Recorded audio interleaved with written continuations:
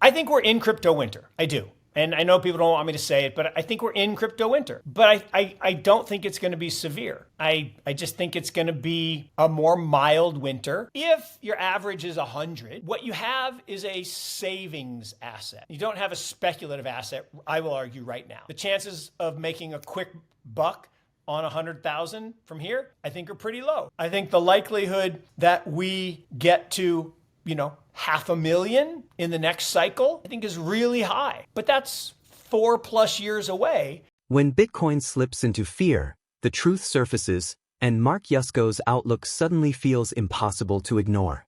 As Bitcoin falls back under six figures, Mark Yusko's warnings echo louder than ever across the crypto market. As you look across the current Bitcoin landscape, Mark Yusko's perspective forces you to confront a reality the market has been reluctant to accept. Bitcoin has slipped into a mild crypto winter. With prices falling sharply from the recent all-time high of $126,272 and now sitting in extreme fear territory after losing the crucial $100,000 level, his assessment feels increasingly justified.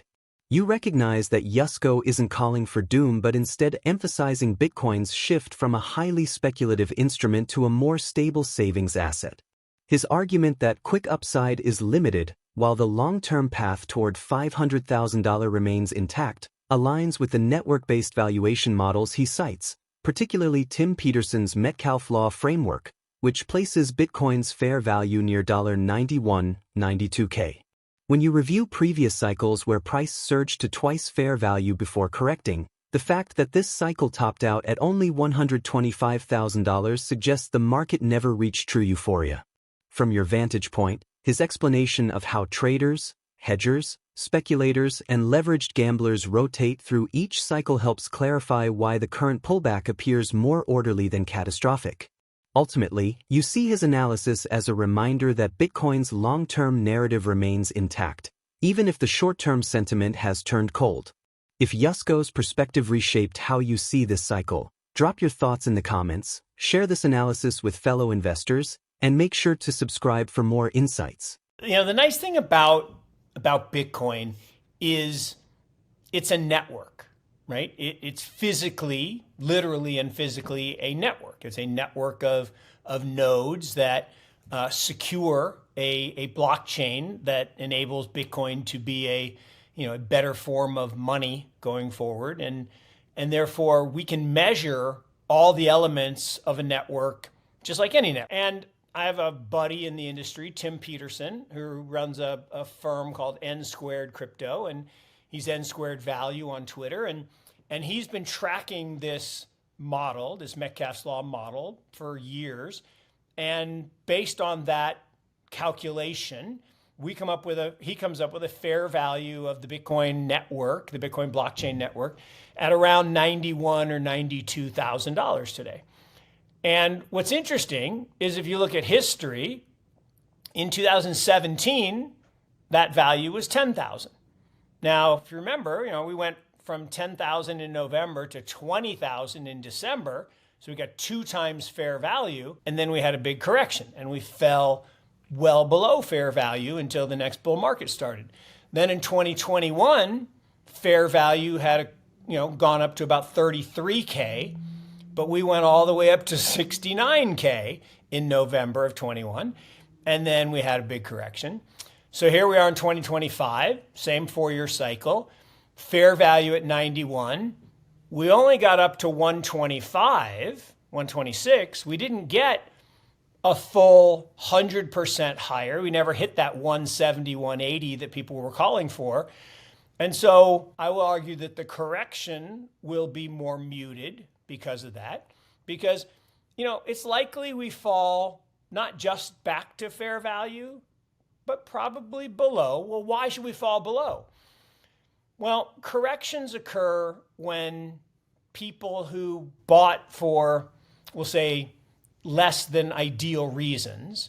Like if you think about the cycle of any investment, when the price is below the fair value, right? And if that's a stock, it's the discounted stream of future cash flows. If that were a bond, it would be the certainty you have with the payment of interest. Whatever it is, if the price is equal to fair value, you're probably agnostic as to whether to buy it or not. If the price is below fair value, investors will buy to try to close that gap. Well, as the price starts to move, okay, traders are drawn to it because traders don't really care about fair value. They just want movement. They want to go long or they want to go short, and they trade. Well, as the price starts to get above fair value, hedgers emerge. Well, what's a hedger? A hedger is someone who owns a commodity, whether it be oil or gold or Bitcoin. Bitcoin's classified as a commodity, that produce it. And they now say, well, wait a minute, if the fair value is here and I can sell it at a price above fair value, well, I know I'm going to produce it tomorrow, so I'll just sell it in the futures market. And if you can sell an asset in the futures market, you need someone to take the opposite side. Those are called speculators. So speculators are taking the opposite side of a hedger. Well, then that increases the price. Now, when the price starts to really get higher above fair value, now the gamblers come in. And the gamblers not only buy the asset because it's moving, but they use leverage. And leverage is not evil in and of itself, but it's the amount of leverage relative to the volatility of an asset. So what happens is as those gamblers push the price to too high a level, it snaps, they get liquidated, the price starts to fall. And as the price starts to head towards fair value, the traders get nervous, so they sell, and the price gets down. The hedgers can't sell because now the price is below fair value, so they'll just hold it until the price goes back up. And then the long-term investors wait until the price gets down here and they start buying again.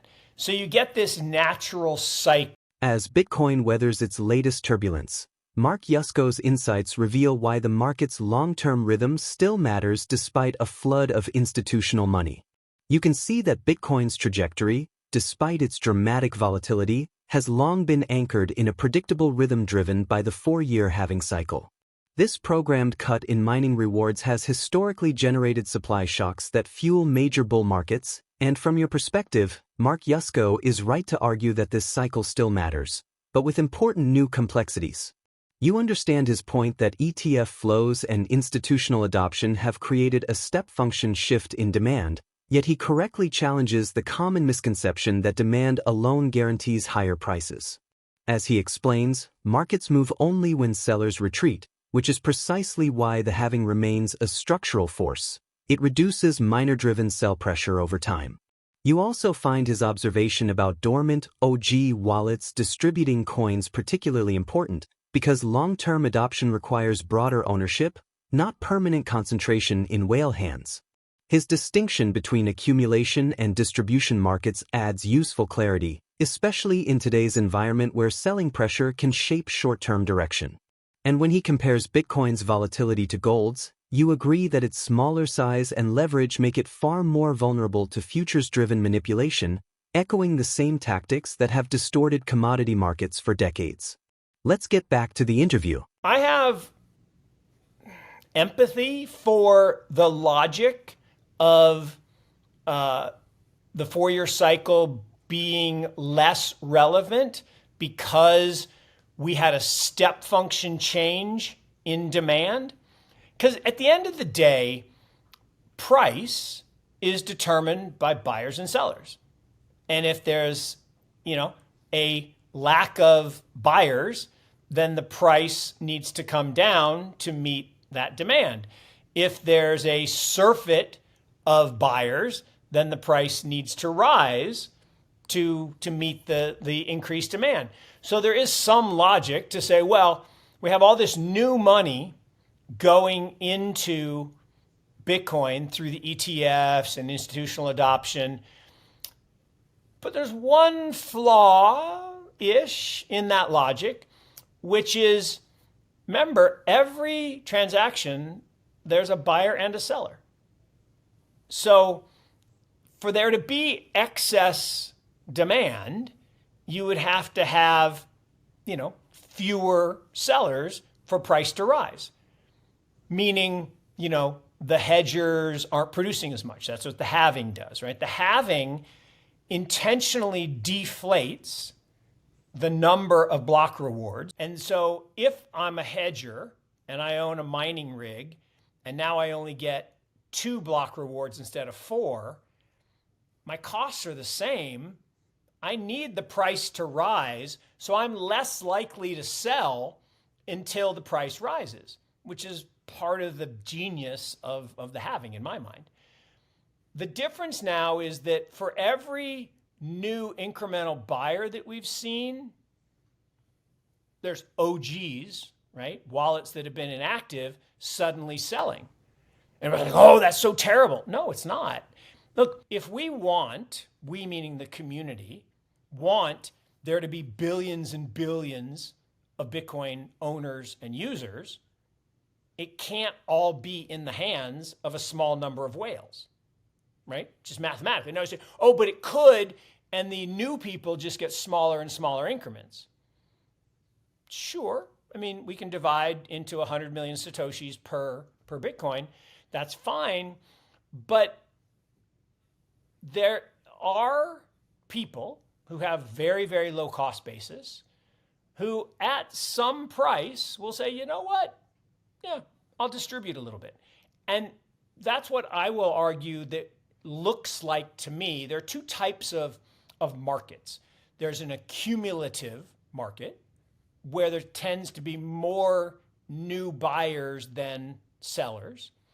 And that makes this accumulation pattern is you can be in an accumulation phase.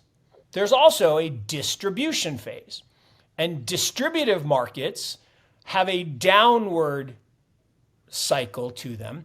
And the basic difference is bull markets and bear markets. Bull markets are accumulative, bear markets are distributive. The reason gold doesn't have as much volatility is it's harder to lever. It's a more mature market. It's much larger, right? It's 10 times bigger than the market of Bitcoin. I mean, gold lost a whole Bitcoin in 2 days the other day, right? I mean, it lost 2.8 trillion in 2 days after going up 10 trillion a year to date.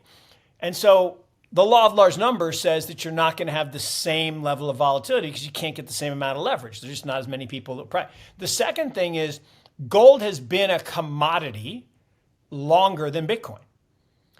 And what I mean by that is there's a reason Bitcoin was labeled a commodity, not a security. And it's not a good reason, actually. It's intentional.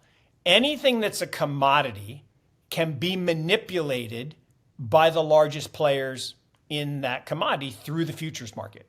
Well, that's a process known as spoofing, where the big guys, JP Morgan and Goldman and all these other guys in Europe, they are selling futures to compress the price, and they are day trading around it, which is technically illegal. And they pay fines. This is the crazy part. 2 years ago, JP Morgan paid a $940 million fine, almost $1 billion fine, didn't have to admit any wrongdoing. Commodities and futures markets tend to have this rapid movement. That's a short squeeze. Because when the price is being manipulated, you got all these shorts, they're naked, and somebody starts to buy, whoever that is. You can see that Bitcoin's recent pullbacks are not anomalies but reflections of its underlying structural cycles. The mild crypto winter highlights the interplay between supply constraints from halving events, institutional inflows, and gradual redistribution from long-term holders. From your perspective, the shift from speculative frenzy to a more savings-oriented asset emphasizes the importance of patience and strategic positioning, as short-term upside is naturally limited while long-term potential remains significant.